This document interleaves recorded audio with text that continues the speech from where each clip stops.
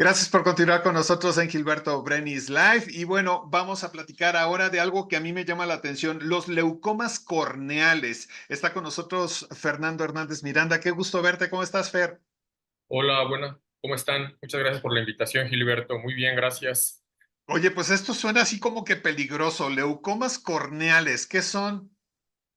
Bueno, leucoma se refiere a una opacidad en la córnea, o sea, básicamente leucoma viene de leucos, es una mancha blanquecina que aparece en la córnea y puede ser de múltiples causas, desde alguna infección hasta alguna descompensación o incluso hasta alguna distrofia de la córnea. Cualquier mancha blanca como una nubecita en la córnea le llamamos leucoma y bueno, ya dependiendo de la porción de la córnea y la profundidad del leucoma, pues lo vamos clasificando y vamos aplicando el tratamiento. ¿Se sabe a qué se debe que surjan estos leucomas? Bueno, básicamente los leucomas pueden salir por una mala cicatrización o digamos, un mal tratamiento ante una úlcera básica. Las principales causas son las úlceras corneales. Dentro de las úlceras corneales las podemos ver en usuarios de lente de contacto, postraumáticas, posinfecciosas. Pueden ser muy leves desde una infección bacteriana que se controle todo depende del diagnóstico, de la etapa en que se diagnostique y se trate, o pueden ser muy severas en el caso, por ejemplo, de un leucoma posherpético o un leucoma postraumático también. El problema con los leucomas es que sí pueden causar una pérdida, e incluso a veces irreversible, de la visión y bajar la calidad de vida del paciente. Cuando se presentan, ¿puede ser nada más en un ojo o normalmente aparecen al mismo tiempo en ambos? La mayoría son unilaterales. Cuando llegamos a encontrar algún leucoma bilateral, tendríamos que pensar en algún tipo de distrofia o antecedente de cirugías en ambos ojos, pero la mayoría tienden a ser de unilaterales. ¿Se sabe si son hereditarios, Fer? En el caso de las distrofias, sí, son opacidades de la córnea.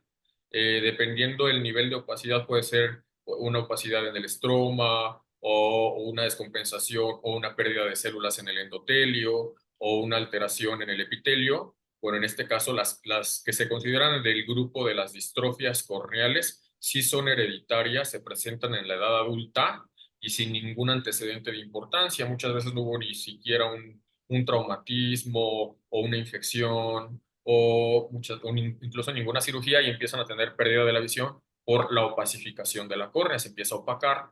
Son personas mayores de 50, 60 años que tienen pérdida de visión bilateral en este caso y el resto pues son básicamente unilaterales y más agudas. Mencionabas la edad. ¿Se presenta en jóvenes o ya digamos que es solamente en adultos?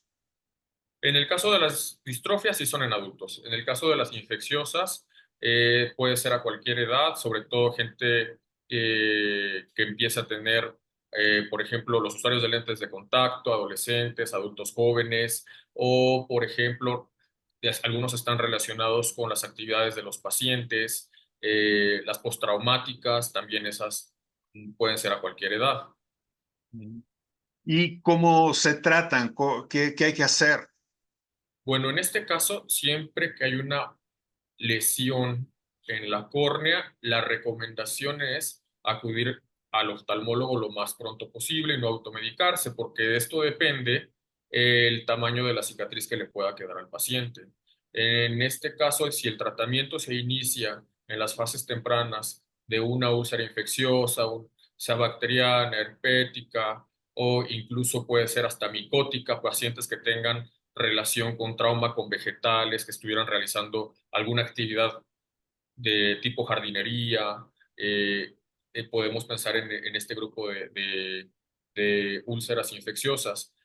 Hay otro grupo de pacientes que empiezan a tener úlceras acompañadas de mucha hiperemia, ojo muy rojo, unilaterales, sensación de cuerpo extraño, y este tipo de úlceras tienden a asociarse a herpes. Entonces, lo primero que se tiene que hacer es la etiología de la úlcera.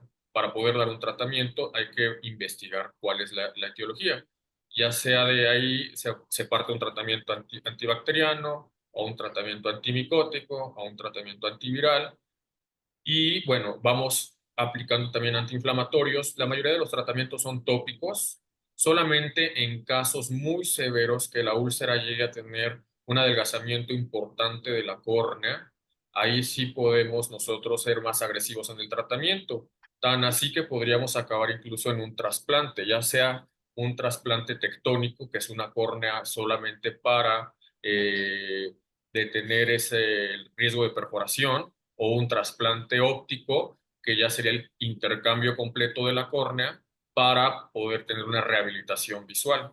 Entonces, el tratamiento es muy variado, pero sí depende, o sea, el éxito es tratarlas a tiempo y darle ahora sí que al agente causal, como decimos. Incluso nos podemos ayudar en úlceras resistentes de cultivos y antibiogramas para dar un tratamiento más específico cuando vemos que el paciente no responde al tratamiento farmacológico convencional.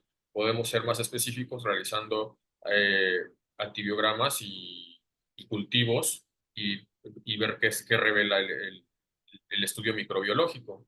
Ya en el caso de las distrofias, que son las hereditarias, los leucomas por distrofia, eso sí se tendría que ir valorando al paciente porque son lentas, son progresivas. Algunas responden al principio a un poco de antiinflamatorio, un poco de cloruro de sodio para bajar el edema, pero la mayoría, como son progresivas, las pérdidas de células, por ejemplo, en las distrofias de Fuchs, tienden a ir disminuyendo la visión. Ahí sí el tratamiento es quirúrgico, un trasplante de córnea. Puede ser de la parte de adelante, puede ser del endotelio, o en casos que ya tengan mucha fibrosis y un leucoma muy profundo, un trasplante completo, una queratoplastia penetrante del paciente. Quisiera dar un pasito para atrás y que me explicaras qué función tiene la córnea en nuestro ojo. Bueno, es una lente que nos ayuda a enfocar, tiene un poder refractivo muy importante para el ojo. Cualquier opacidad que tenga la córnea va a bajar la visión, incluso en pacientes que, que tengan ya lentes intraoculares o que tengan retinas sanas. Si la córnea la tienen alterada por alguna de estas enfermedades que comentamos, puede disminuir su visión. Es como tener, le digo yo al paciente, el parabrisas del coche, que lo tenga usted sucio.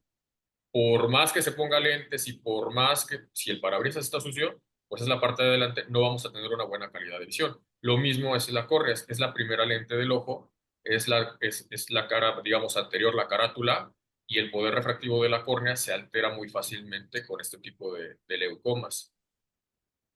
¿Qué posibilidades hay después del tratamiento que nos dices, ¿no? Que puede ser muy variado, pero puede ser recurrente.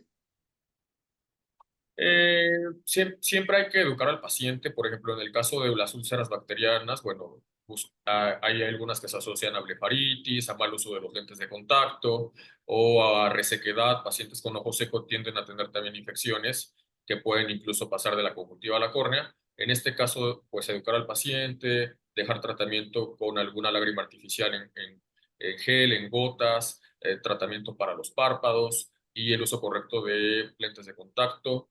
Pacientes que, por ejemplo, tienen actividades como soldadores, personas que manejan carteras, también es muy frecuente que tengan lesiones por rebabas. Ese tipo de leucomas también pueden causar una pérdida importante de la visión, igual educar al paciente. En el caso de, por ejemplo, hablando de recurrentes, las lesiones herpéticas sí pueden tender a ser recurrentes. Estas tienen mucho que ver con el sistema inmune, con las condiciones ambientales, el estrés del paciente, y se pueden reactivar. En este caso, bueno, el tratamiento también es a veces tener educación al paciente, evitar los factores de riesgo que puedan hacer que recurran este tipo de alteraciones corneales, como cambios bruscos de temperatura, exposición prolongada a la luz ultravioleta, resequedad. Entonces, sí tienden, dependiendo de la etiología, pero sí, más, sobre todo las herpéticas, tienden a ser recurrentes y pueden aumentar la cicatrización, o la cicatriz, mejor dicho, con cada reactivación. Mencionabas el uso adecuado de los lentes de contacto. Normalmente, ¿cuáles son los errores que tienen las personas cuando usan lentes de contacto? Pues mira, el más frecuente es dormirse con los lentes, bañarse con los lentes o nadar con los lentes, esos son factores de riesgo importantes. También otro muy importante es no respetar el tiempo. Hay lentes que son para uso de 24 horas o un día, hay unos que son mensuales, hay otros que son incluso anuales, pero sí tener, respetar el tiempo de caducidad de los lentes de contacto. En el caso de que tengas un factor de riesgo agregado, por ejemplo, gente con ojo seco leve, pues dejarles algún tipo de lubricante durante las horas de uso del lente de contacto. Y si esto unamos, si usan aire acondicionado, computadoras, también ir manejando esto para que ellos puedan utilizar este tipo de lentes de contacto sin riesgo. Y es que en general, bueno, yo utilicé lentes de contacto en algún momento y la verdad es que yo, ya sabes que no puedo tocarme mucho el ojo, entonces decidí mejor no hacerlo.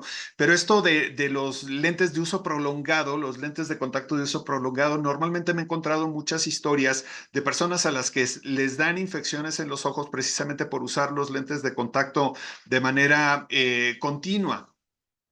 Exactamente, sí, o sea, el lente está hecho para un uso de más o menos 12 horas al día, un poco más, un poco menos, y bueno, la mayoría de los pacientes que tienen una graduación promedio pueden encontrar los lentes de uso mensual.